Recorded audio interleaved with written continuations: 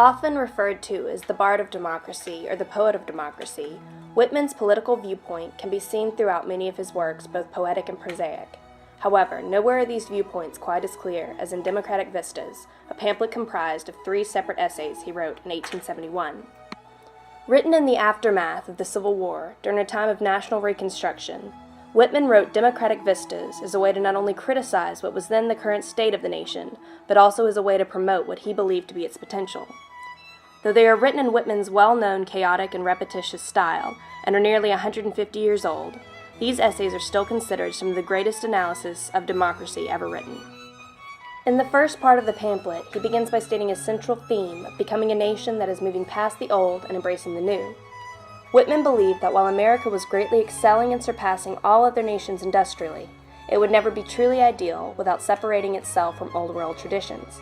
He states that democracy can never prove itself beyond cavil until it founds and luxuriantly grows its own forms of art, poems, schools, theology, displacing all that exists or that has been produced anywhere in the past under opposite influences. By this he meant that despite its material growth, there remains a need for America to find its own spiritual and cultural identity, an identity he believed could be found through the creation of new forms of art, specifically literature. He then goes on to state that artistic forms of literature, even more so than technical literature, is not only more eligible than all the other arts put together, but has become the only general means of morally influencing the world. But what is it exactly that he wishes to accomplish? One of his biggest concerns was for the moral conscience of the United States. He writes that, at present, this conscience seems entirely lacking and must in turn be diagnosed like a physician diagnosing some deep disease.